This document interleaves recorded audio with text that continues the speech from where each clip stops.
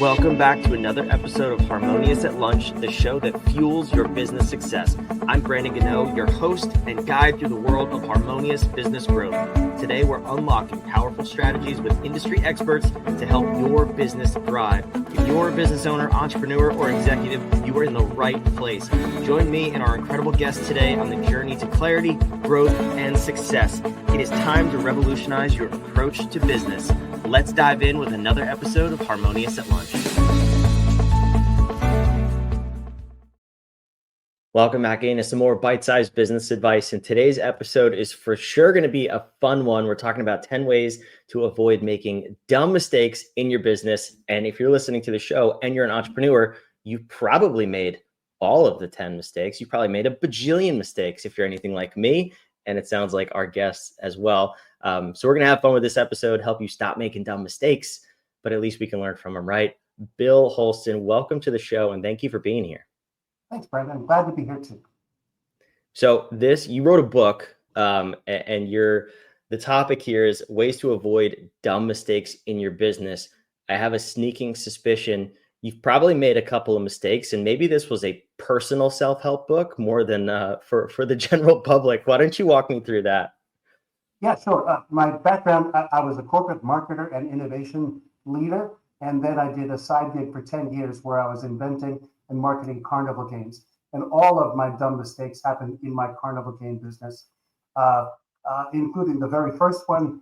I made it out of wood, sold 60 of them, and then they all fell apart because it's not fit for purpose. Dumb mistake. Then when I was done with doing that business, I went into the innovation side of my corporate life and was trained on things like design thinking and empathizing with customer experience and user experience. What I did in writing the book was to put together the 10 tools from my workshopping experience in my corporate life and translate them into things people around their kitchen tables or with their small companies can do by themselves. So it is a book I wish existed when I was in the entrepreneurial space in the game business so I could avoid my own mistakes. They fall into 4 buckets. In the book, can I name it or we'll talk about it later? Yeah, please. No, let's dive into it. The book, I'll hold it up, but it's called Avoid Unintentional Blunders That Derail Entrepreneurial Success and Goof-Proof Your Business. Those 10 tools wind up falling into 4 buckets. These are a few tools that help you analyze yourself and understand your own tendencies. Those that help you understand your customers much better, so you might design or give them a service that meets their needs better. It's about your business itself, so you can take a look at what could go wrong in your business plan. And then one of my favorites is looking at the external world out there. Warren Buffett once said, it's good to learn from mistakes, but it's better to learn from someone else's mistakes. So let me talk about one of those first. I call it uh-oh-ology. And it is kind of a pseudoscience of how to look at others' big mistakes and learn from them and apply them to your company. One example of a big blunder written about in the book is about skydiver Ivan McGuire.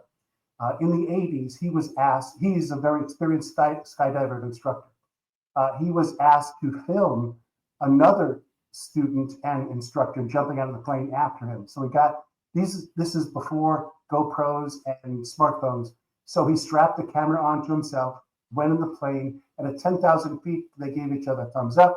Ivan jumps out, turns on the camera, looks up, gives a beautiful shot of them jumping, pulling their ripcords, and their parachutes open.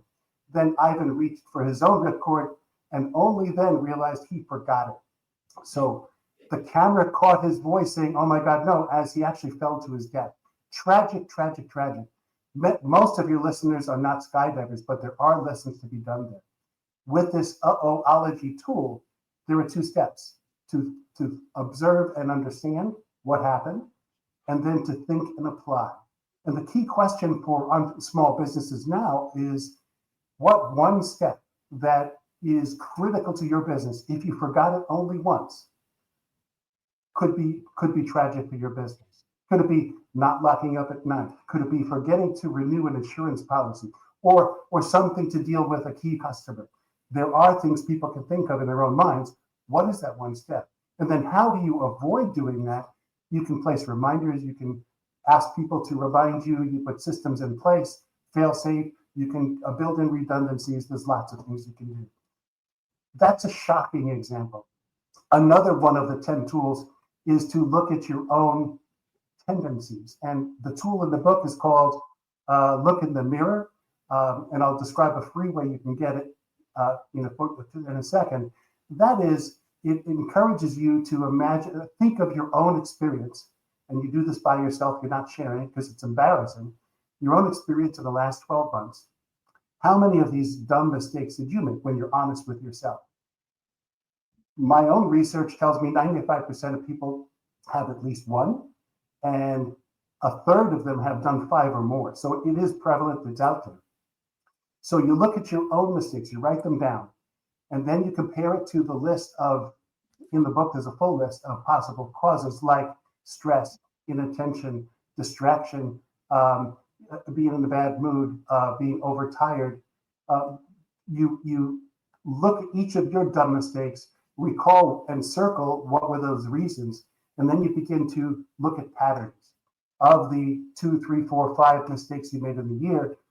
What cause seems to come up more often? Once you know that in my own case, it's stress and inattention while I was an entrepreneur, you can then put in place reminders or other things to remind you when you get in that stressed mode or you feel exhausted again, what to watch out that should trigger at that time to keep you from making stupid mistakes. Sometimes it's just taking a walk outside in fresh air and then coming back to it. So those are 2 of the 10 tools. Others include, when you're thinking of your business, you can do a pre-mortem. A post-mortem, of course, is when somebody dies and the pathologist looks and finds out the cause of death. A pre-mortem is a free imagination exercise where you and your partner, you and your small staff sit down and you think it's 2 to 5 years from now and your business has, you imagine, utterly failed. It's crashed and burned. You then creatively think, what were the causes that caused it to crash and burn? There's no risk here. Nothing really happened.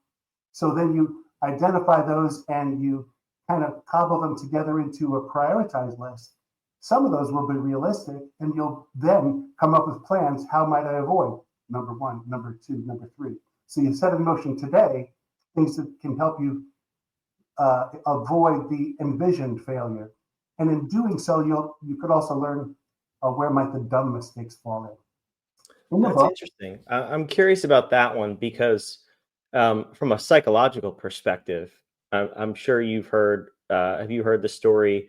I forget where I heard it, but there was this person driving on a long desert road and there's literally nothing there. The road is straight except there's telephone poles every 100 feet.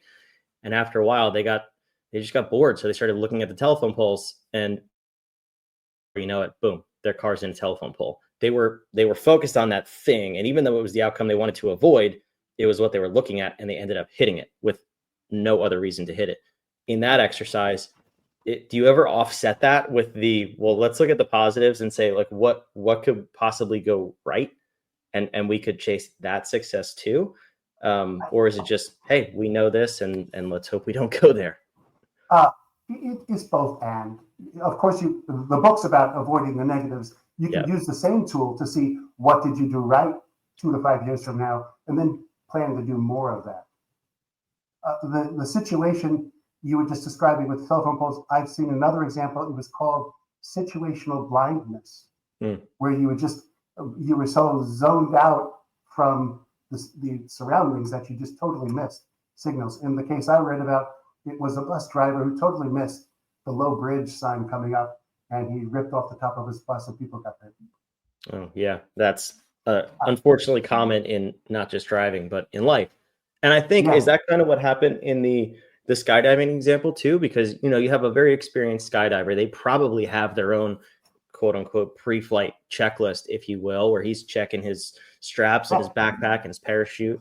But he was so focused on, well, I have to film it this time, which was probably out of the norm. Like, what do you take from that story? What was the big avoidable mistake for him that we're probably doing in some cases in our business? Maybe it's a new product launch, or maybe it's a speaking event, or it could be a podcast. Who knows? But what are the takeaways there for you? Take a look at the big picture. Take a step back before you jump in like that. In his case, the news reports and the analysis afterwards suggested that this film camera strapped onto him was about the weight and size of a parachute. So he might have forgotten. There are fail-safes, and even in the reports I read, the pilot is responsible that everybody has a parachute on if they're on a jumping plane. The two people he was with might have noticed, hey, Ivan, where's your parachute, before this happened. So for me, it's take a step back, have somebody else help you do a double check. These are stupid things. So how do you avoid stupid things? Rely on yourself, rely on others. Yeah. I'll be producing sometime this year and offering on my website little stickers that say, think smartly, or think smartly, be more aware, which are the two lessons there to avoid these uh-ohs. You might have them and just stick them on the doorway as you're going out, so you don't forget to lock up the shop, or whatever your potential disastrous forgetting move is. Yeah, By I the like way, that. the tool I mentioned that's free, the one I described looking at your own tendencies, called Look in the Mirror in the book, is available as a downloadable PDF from my website. It's got a different title for the download. It's called Why the F Did I Do That? And if you go to williamholsten.com, thanks for putting it on the screen, you'll see on the left side there's the book, click to buy. On the right is this PDF, click to just download free. I like it. You're definitely not shying away from maybe blunt language, which I like, because in these scenarios, the outcome get your attention. I'm curious if you have a tool based on what I just heard with the skydiving example. You said zoom out, right? Which I fully believe in, and I can see how that's applicable in most scenarios. But you said, so first the skydiver himself was responsible. He had that point of failure where he thought he had it on based on the weight. Okay, that's fine. Could we take a little bit more responsibility and say, did he go through a checklist? No. Okay, well, that would have solved that problem. But then you said the pilot was responsible. It sounds like that point of failure failed. And then the co-jumper and the student were also responsible to a degree, and they failed. So we have 3, if not more, points of failure that all failed simultaneously.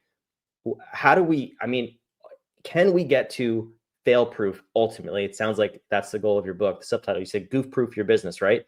But those are multiple, very, very distinct points of failure that are seemingly disconnected, and they all broke at the same time. So how do we zoom out far enough to prevent stuff like that? It's a great question, and I'll think while I'm talking. The way you described that was reminds me of what the psychologist James Reason at Cambridge University did. He talked about the comedy of errors, the perfect storm, where this one should have worked, that one should have worked, and all of them do. So he called it the Swiss cheese model, where all the holes coincidentally align, and then something's disaster. His advice in his book called Human Error was all about being more aware yourself, so you're not prone to those kind of things happening to you. Do disaster checks. In the skydiver's point, he had jumped hundreds of times, so this was nothing new to him, but the camera was. So maybe when there's a new element, be hyper aware of how things might change. Yeah, no, that's good advice, and that's why air travel is one of the most safe forms of travel, because pilots have to do their pre-flight checklist and they have to report it. You don't do that when you get into a car. I have seen pilots do it, although that's kind of funny, but bus drivers don't do it. Train operators don't do it. I mean, you think about all the things that could go wrong in the air versus in a car. Why don't we do that sort of stuff? But the model is similar. Goof proof your whatever you're doing, and you have a higher likelihood of success. Is that really the methodology behind your book? Yes, a higher likelihood there's no guarantees, and it's all up to your own actions to put these things to use to your best ability. You mentioned checklists. One of the other tools, I give a reasonably robust discussion of checklists.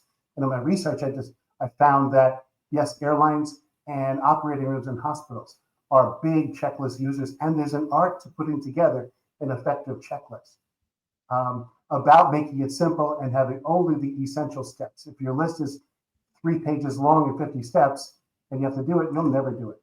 But if it's these 3 things, that can really help you. Yeah, that's a great tip right there. I like that. So there's 10 tools in the book. I think we only went through 2 or 3 of them. You offered the free checklist, which is on the website, which is on the screen, and then the show notes down below. Who do you hope goes and buys a copy of the book? Are there certain types of entrepreneurs that you've helped that seem to get a lot out of it, or is it really all of us need this help? I'd love it if everybody bought it, but it's written with startups and entrepreneurs or entrepreneur inventors. That's what I was in mind. So people who are entering a new industry or a new segment or reaching a new customer. You can make a million mistakes just because of your ignorance. I was ignorant and inept, but just because you don't know what you don't know, it's dangerous. So I've become a big user of AI. Before I, write the next chapter or something, I'm going to chat and see what else might I think about here. So there are tools you can use. Another tool is using mentors, experts, and naive observers. Mentors, I'm a SCORE mentor myself. People like me are available for free. Go to score.org to help you think through your business planning, and also to identify where you might screw up, in my words. An expert, if you really need to know, I needed to know material science for my pitch burst, my dunk tank game. I didn't know it. I might have at that time gone and found one, paid money for it. A third is naive observers. Think like a child or get a child. I'm thinking of doing this. What questions do you have? That's how I use AI now, but because it's much more informed. But you might get somebody who knows nothing about what you're doing and see if to them it makes common sense. Many of these ask other people. Things are free. And an observation from my research, many entrepreneurs are solopreneurs and have this feeling of loneliness and that they don't have any help. It's a matter of finding it and asking for it. And AI can point out, here's who you might ask. And SCORE can help too, but we're not the only ones. Yeah, I like that. The other thing I thought of, so obviously startups, anytime you're looking to scale, that's a huge inflection point that, I typically work with companies who are in that scaling mode. You're bringing on, in most cases, a lot of new expense in people, maybe infrastructure. You're going out to the marketplace, a whole lot that could go wrong that is sometimes hard to anticipate. So having these 10 tools at your disposal is probably really smart. So go grab a copy of the book. Bill, thank you so much for being here. I appreciate it, Brendan. It's been great meeting you. Good luck to everybody. For those of you watching and listening, all of that and more is in the show notes down below. Go check it out. We'll see you back on tomorrow's episode of Harmonious. Thanks for listening to another episode of the Harmonious at Lunch podcast. Make sure you subscribe on whatever platform you're on, and we want to invite you to join us in the Small Business Success Facebook group, our private group where guests and listeners come together to grow your business. We want impact-driven entrepreneurs who are ready to go to the next level in this group so we can all share ideas, collaborate, and grow our businesses together. Go to whatif.com/group, and we want to invite you to join today. See you on the next episode of Harmonious at Lunch.